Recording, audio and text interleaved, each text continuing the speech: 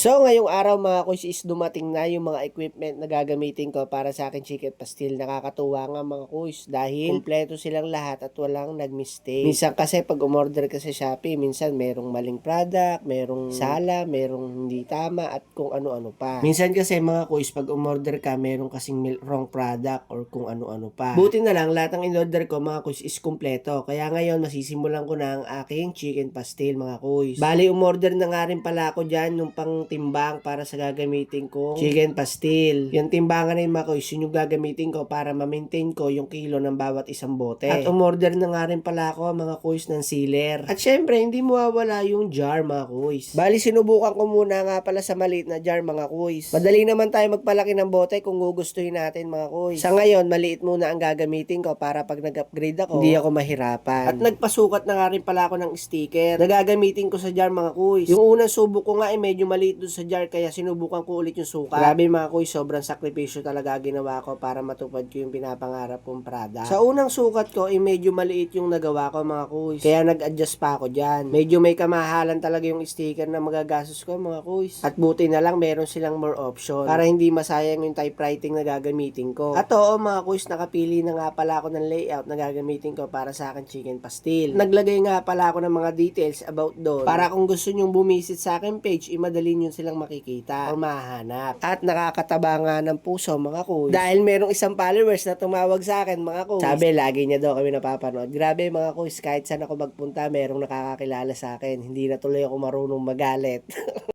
At sa wakas mga kuys, nahuli ko rin at nakita ko rin ang tamang sukat na ididikit yung sticker at tamang laki para dun sa bote. Pinalakihan ko mga kuys dahil gusto ko makita yung pinaka details ng chicken pastil. Nakalagay na rin pala dyan mga kuys yung aking Gmail at Facebook page at TikTok. Grabe mga kuys, konti na lang marirelease ko na sa market yung aking product at matitikman nyo na ang aking pinagmamalaking chicken pastil. Oo nga pala mga kuys, mura ko nga lang palang ibibigay itong chicken pastil ko mga kuys. Para pagka gusto nyo mag-reseller, meron kayong tutubuin na malaki para na sa ganong ganahan kayo magtinda. Ang goal ko naman talaga mga kuys, maibigay ng mura ang aking product. Para na sa ganon, mura at abot kaya ng masa. At pagkatapos nga namin pumunta ng stickeran, dumiretso na kami ng pamilihan para na sa ganon, makabili ako ng malalaking ingredients na gagamitin ko sa akin chicken pastil. Malalaki na yung binili ko na sa ganon, hindi na ako mahirapang magpabalik-balik. Grabe mga kuys, hanggang dito sa pinambilhan ko, ng dami natin mga followers dito mga kuys, ang popogi. At bumili na rin ako ng mga fresh na ingredients na gagamitin ko para sa akin chicken pastil mga kuys. Oo mga kuys, magbebenta na nga pala ako ng chicken pastil pero hindi muna sa market. Susubukan ko muna dito sa amin nang sa ganon, matikman na nilang lahat. Oo mga kuys, magre-release ako sa market. May mga inaantay lang ako mga documents at requirements ni TikTok at ni Shopee. Alam nyo naman mga kuys, pagdating kay TikTok at kay Shopee, sobrang dami ng requirements. Pasensya na kayo mga kuys, marami na akong hindi na videohan pero ito na yung manok na ilaga ko na at hihimayin ko na siya para sa gagawin ko chicken pastil.